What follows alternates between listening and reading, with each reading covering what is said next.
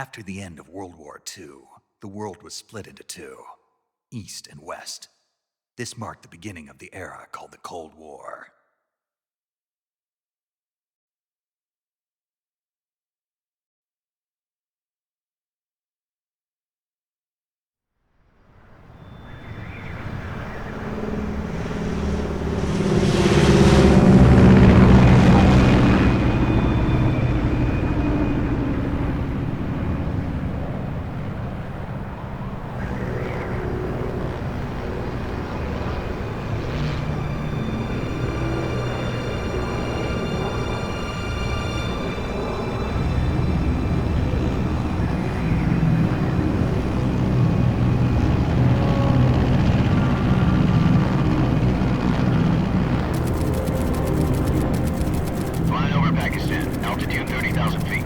Approaching Soviet airspace. 20 minutes to drop off. Commencing internal depressurization. Equipment check. Arm main parachute. All right. You ready to go? Drop zone still showing a high pressure mass. Cav okay. Good. We've got high visibility.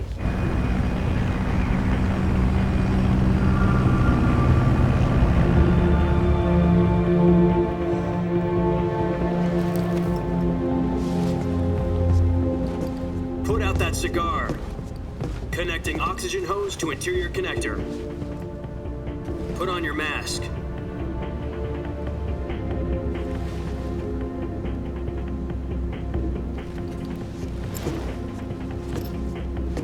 Does this pantywaist know what he's doing? Approaching release point. 10 minutes to drop off. Hey, are you deaf? He said put out the cigar and put on your mask.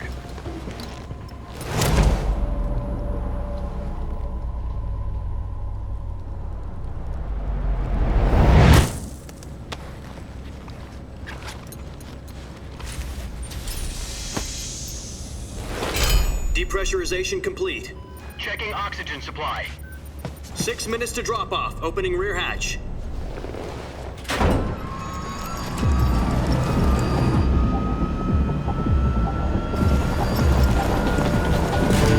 Sunrise.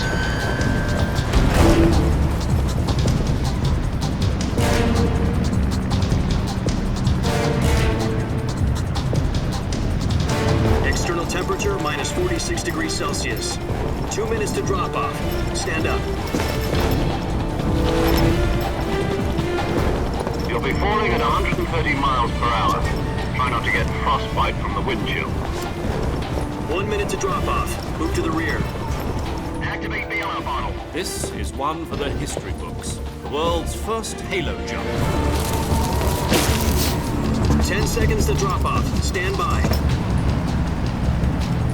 Status okay. All green. Prepare for drop-off. Countdown. 5, 4, 3, 2, 1. Spread your wings And fly. God be with you.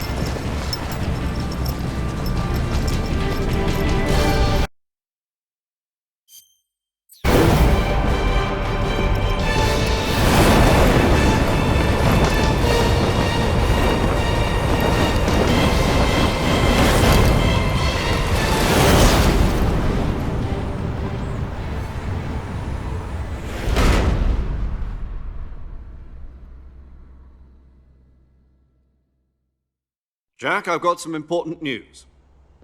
The head of the CIA has finally given us the green light for the Virtuous mission. Virtual mission? No, the Virtuous mission. The future of our Fox unit depends on it. If it succeeds, we'll be officially organized into a unit. Virtuous mission? Sounds like some kind of initiation ritual. You know, don't get cocky. This isn't a training op. Right. So what exactly is this wonderful mission? Well, about 2 years ago, a certain Soviet scientist requested asylum in the West through one of our moles. His name is Nikolai Stepanovich Sokolov. He's head of the OKB-754 Design Bureau, one of the Soviets' top-secret weapon research facilities, and the East's foremost expert on weapons development.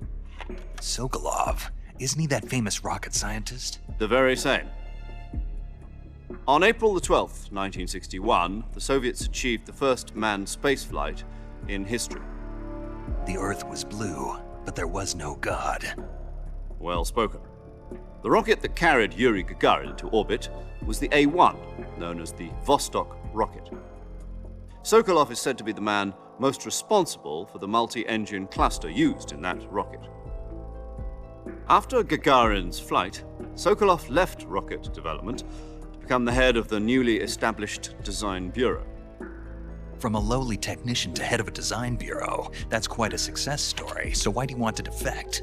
It seems he'd become afraid of his own creations. Afraid? Call it a crisis of conscience. And for that, he left his country and his family behind and went over the fence? Not exactly. One of his conditions was that his family was also to be taken safely to the west. We used a mole to get the family out first and succeeded in sneaking Sokolov over the Berlin Wall shortly afterwards. I was the one who conducted the operation. The security on the eastern side was still full of holes back then. Then what? We got Sokolov over in one piece, but the whole ordeal had left him exhausted, and we checked him into a hospital in West Berlin. It took him 2 weeks and more than 600 miles to get from the research facility in the Soviet Union to Berlin. He was in no condition to say anything coherent. And it was only a week later that we had something much bigger on our hands. The Cuban Missile Crisis. October the 16th, 1962, President Kennedy received word that the Soviets were in the process of deploying intermediate-range ballistic missiles in Cuba. The President demanded that the Soviets dismantle and remove the missiles. At the same time, he announced a naval blockade to prevent further missile shipments from reaching Cuba. But the Soviets didn't back down, instead placing their armed forces on secondary alert. Soviet transport ships carrying missiles continued on course towards Cuba. US and Soviet forces went on alert for an all-out nuclear war. Frantic negotiations were conducted through the UN's Emergency Security Council and unofficial channels to end the hair-trigger standoff. Finally, on October the 28th, the Soviet Union agreed to remove its missiles from Cuba, and so the world avoided a nuclear holocaust. But in order to get the Soviets to pull their missiles out, we had to make a deal. You mean the one where the US agreed to remove its IRBMs from Turkey? No. The Jupiter IRBMs deployed in Turkey were obsolete, and we were going to get rid of them anyway. They had no strategic value whatsoever to either the US or the Russians. The Turkey deal was a ruse, a cover story that was fed to the other intelligence agencies around the world. So what did the Russians really want? Sokolov. They wanted us to return Sokolov. You mean the Soviets pulled out of Cuba just to get their hands on Sokolov? That's right. What the hell was he working on? At the time, we had no idea. We were running out of time. It was either give up Sokolov or risk full-scale nuclear war. In the end, we had no choice. President Kennedy gave in to Khrushchev's demand. The next day, I got Sokolov out of the hospital, handing him over to agents on the eastern side. Sokolov kept on screaming, "Save me," until he disappeared from my sight. Then a month ago, we received some new information from one of our moles. About Sokolov? Yes. He was taken back to the research facility and forced to continue working on the weapon in question under KGB supervision. What's more, it's on the verge of completion. So what kind of weapon is it? Something to do with space rockets? No, missiles. Same technology. I guess you're right. We don't know the details, but it appears to be a new kind of nuclear device. For half a year now, the Soviets have been conducting frequent nuclear tests at Semipalatinsk. Something to do with the weapon, I assume. We're talking about a secret weapon so big that Khrushchev was ready to pull out of Cuba to get it back. Is Sokolov still in the facility? No. According to our intelligence, he's in Selinoyarsk, a place in the mountains about 3 miles to the west that's known as the Virgin Cliffs. The Virgin Cliffs. Nice name for a virtuous mission. They moved him there just recently. Why? Apparently, they're conducting a field test of the weapon, but it's our best chance to get him back. This mission would never have been possible if he was still in the research facility. This is our last chance. Sokolov must have known that too when he contacted us.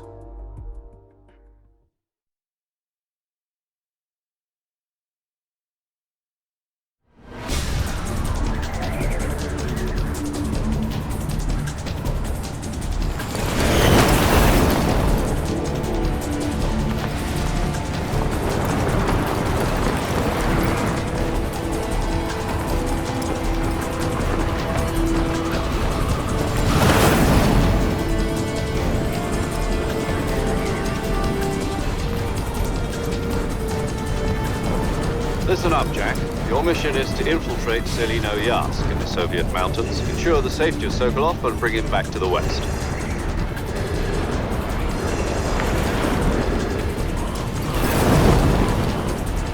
If we don't get Sokolov back before that weapon is complete, we'll be facing a major crisis. The clock is ticking.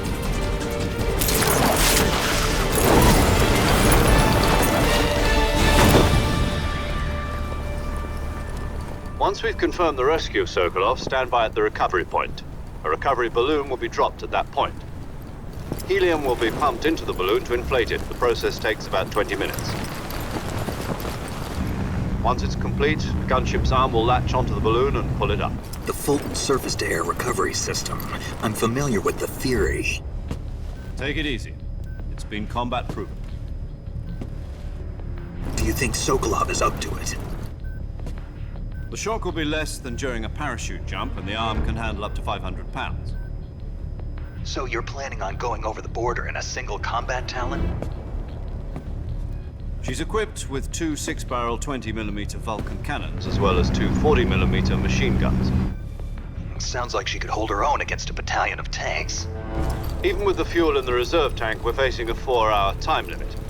If all goes well, it shouldn't take more than a few hours. Home in time for dinner. But if anything goes wrong, you'll be eating dinner, breakfast, and all the rest of your meals in the jungle.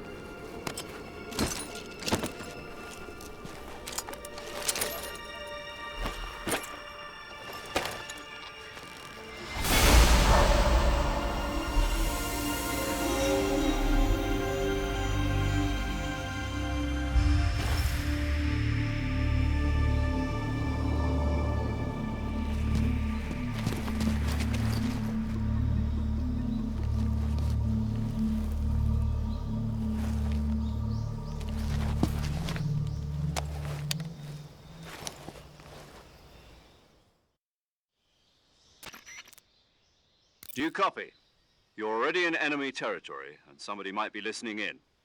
From here on out, we'll be using code names to refer to each other. Your code name for this mission will be Naked Snake. I'll be referring to you as Snake from now on.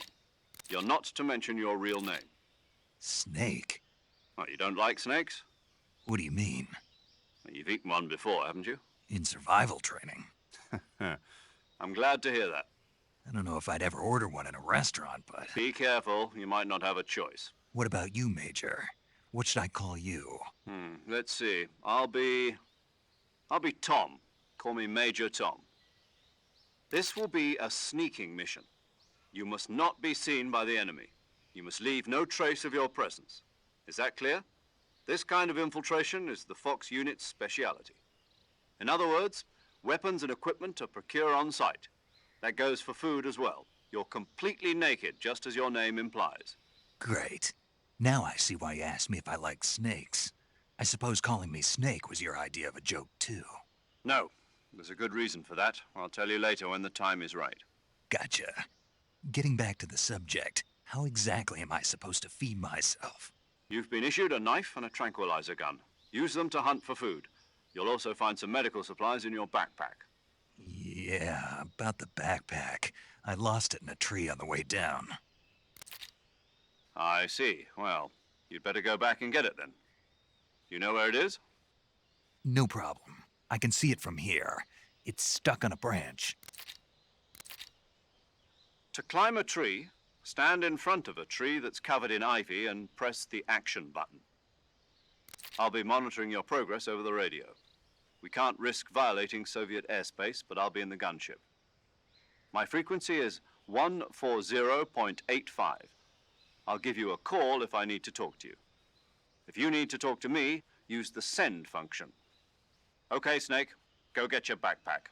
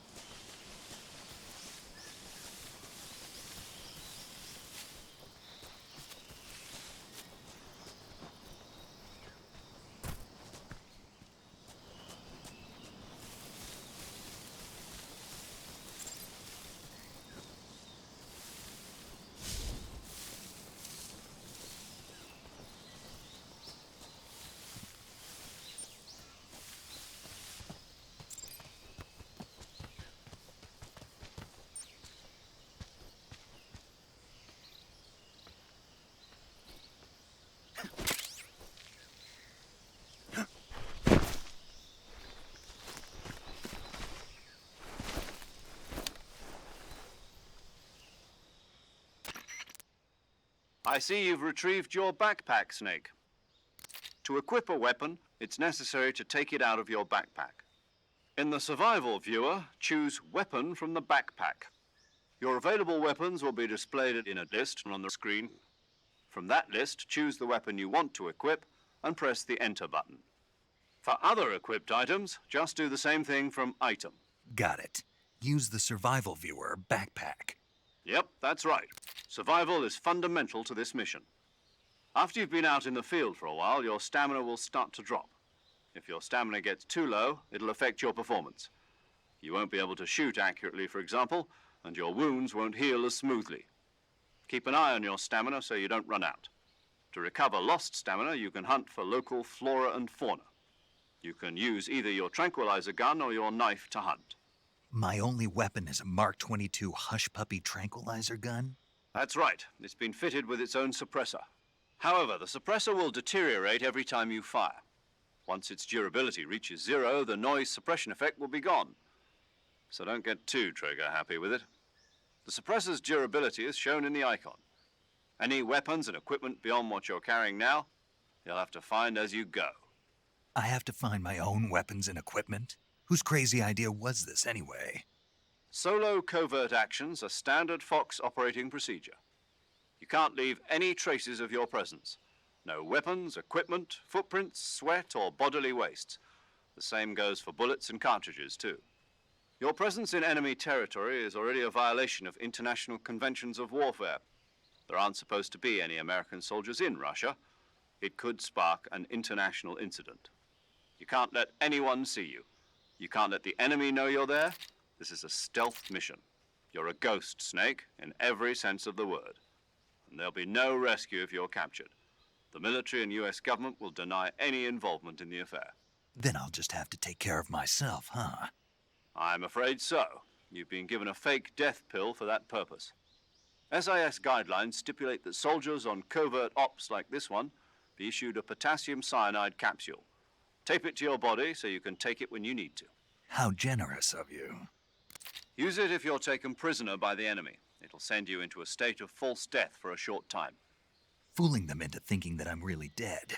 So how do I come back to life? Just take the revival pill. You mean that thing they put in my tooth before the mission? That's the one. But be careful. If you remain in a state of false death for too long, nothing will be able to bring you back. Remember that. I'll keep it in mind. You said this was a solo mission, right? Right. I guess that means I can't count on any reinforcements. Correct. The mission rests entirely in your hands. A real one-man army. Relax, there's a support team ready to back you up over the radio. Who? I'll introduce them to you. This time, survival is of utmost importance. The first member of the support team will be in charge of monitoring your physical condition, acting as a medic, so to speak, as well as recording your mission data. She's a member of Fox as well, and she's here on the gunship with me. She. Hello, Snake. I'm paramedic. Nice to meet you. Paramedic. As in a medic who comes in by parachute. Aren't you going to tell me your real name? Are you going to tell me yours, Mr. Snake? My name, huh? It's John Doe. And they call you Jack for short. You're a regular Captain Nemo. A name means nothing on the battlefield. After a week, no one has a name. What's your name? Jane Doe. Very funny. I wasn't joking, but I'll tell you my name only if you manage to make it back alive. My frequency is 145.73. She's also in charge of recording your mission data. Whenever you want to save, send a message over the reserved save frequency, 140.96. So saving lets me record my mission data. That's right. It also records the state of your health. Good to know. There's one more person I want to introduce you to, Snake. Huh?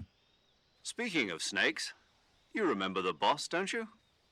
A legendary soldier and your mentor. Actually, it was the boss that got the DCI's authorization in the first place. She's going to be serving as Fox's mission advisor. The boss is? She also helped me plan this mission. She and I were at SAS together. Jack, is that you? How many years has it been? Boss? That's right. It's me. Talk to me. Let me hear your voice. It's been 5 years, 72 days, and 18 hours. You've lost weight. You can tell just by the sound of my voice. Of course I can. I know all about you. Really? Well, I don't know anything about you. What's that supposed to mean? Why'd you disappear on me all of a sudden? I was on a top-secret mission. You didn't need me anymore. But there were still so many things I wanted you to teach me. No, I taught you everything you needed to know about fighting techniques. I taught you all I could. The rest you needed to learn on your own. Techniques, sure. But what about how to think like a soldier? How to think like a soldier? I can't teach you that. A soldier needs to be strong in spirit, body, and technique. And the only thing you can learn from someone else is technique. In fact, technique doesn't even matter. What's most important is spirit. Spirit and body are like two sides of a single coin. They're the same thing. I can't teach you how to think. You'll just have to figure it out for yourself. Listen to me, Jack. Just because soldiers are on the same side right now doesn't mean they always will be. Having personal feelings about your comrades is one of the worst sins you can commit. Politics determine who you face on the battlefield. And politics are a living thing. They change along with the times. Yesterday's good might be tomorrow's evil. Is that why you abandoned me? No, it had nothing to do with you. I already told you, Jack. I was on a top-secret mission. A soldier has to follow whatever orders he's given. It's not his place to question why. But you're looking for a reason to fight. You're a natural-born fighter, but you're not quite a soldier. A soldier is a political tool, nothing more. That's doubly true if he's a career soldier. Right and wrong have no place in his mission. He has no enemies and no friends. Only the mission. You follow the orders you're given. That's what being a soldier is. I do whatever I have to get the job done. I don't think about politics. That's not the same thing. Sooner or later, your conscience is going to bother you. In the end, you have to choose whether you're going to live as a soldier or just another man with a gun. There's a saying in the Orient, loyalty to the end. Do you know what it means? Being patriotic. It means devoting yourself to your country. I follow the president and the top brass. I'm ready to die for them if necessary. The president and the top brass won't be there forever. Once their terms are up, others will take their place. I follow the will of the leader, no matter who's in charge. People aren't the ones who dictate the missions. Then who does? The times. People's values change over time, and so do the leaders of a country. So there's no such thing as an enemy in absolute terms. The enemies we fight are only enemies in relative terms, constantly changing with the times. As long as we have loyalty to the end, there's no point in believing in anything, even in those we love. And that's the way a soldier's supposed to think? The only thing we can believe in with absolute certainty is the mission, Jack. All right, but do me a favor. What is it?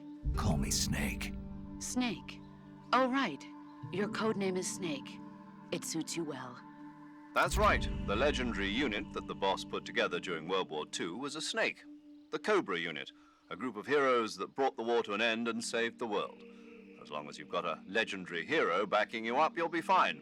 Isn't that right, Snake? Yeah, I can't think of anyone else I'd rather have with me. Oh, and one more thing, boss. Yes? It's good to hear your voice again. Same here.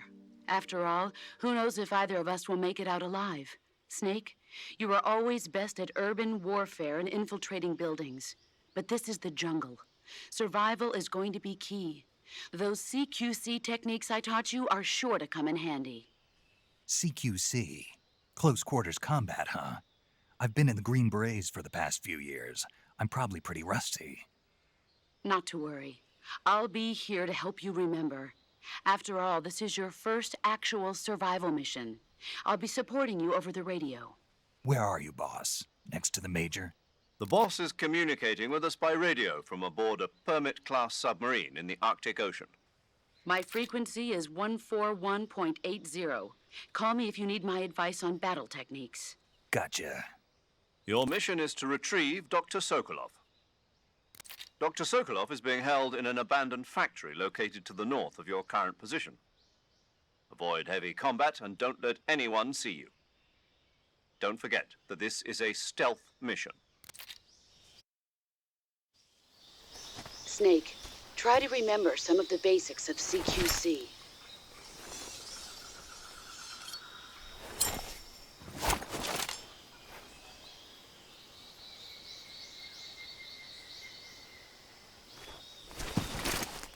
Commencing virtuous mission now.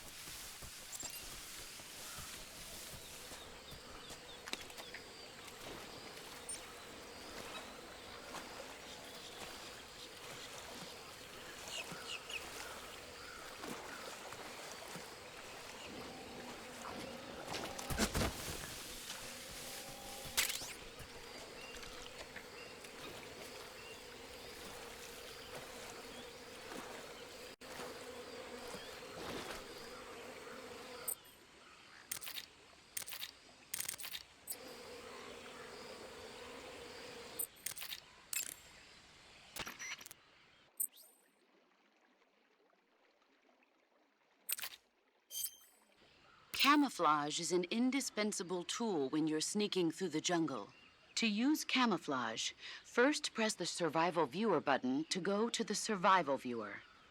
Then select Camouflage and press Select Uniform to choose Battle. The most effective camouflage is attained by selecting fatigues that blend in camouflage patterns that stand out in your surroundings.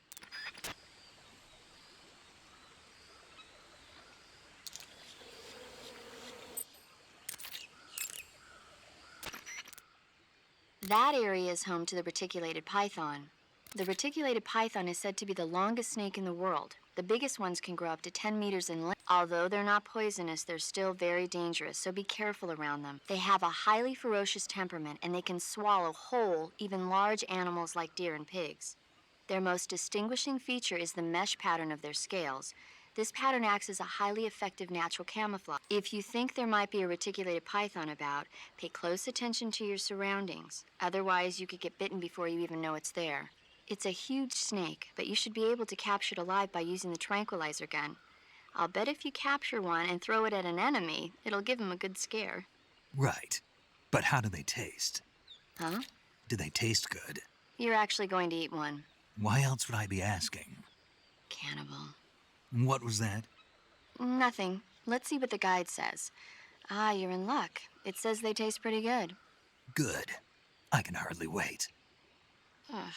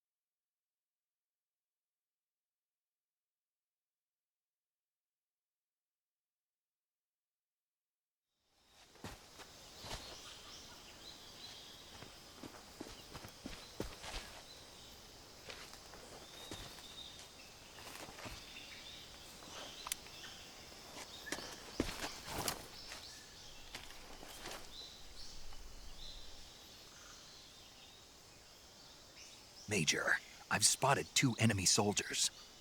They're probably KGB troops sent to guard Sokolov. AK-47s and grenades.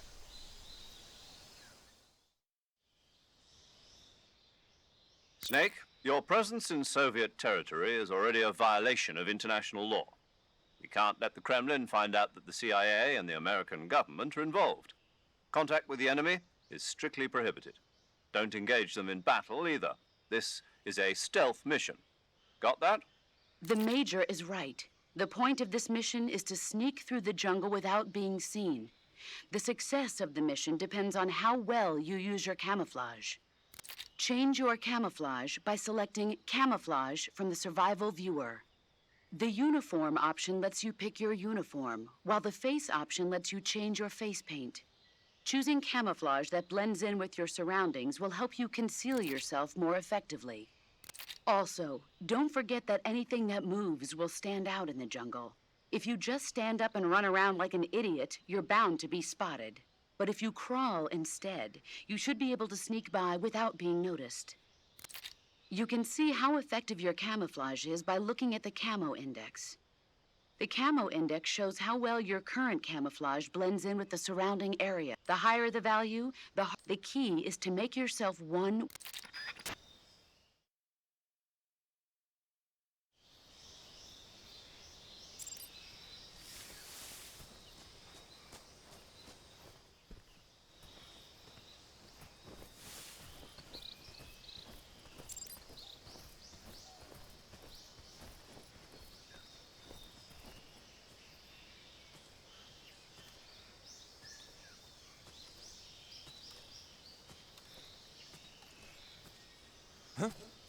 Who's that?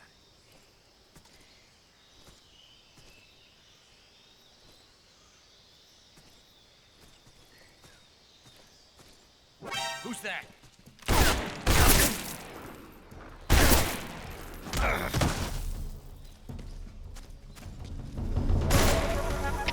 HQ, please respond. This is HQ. HQ, respond. This is HQ. Patrol here. Enemy sighted. Requesting backup.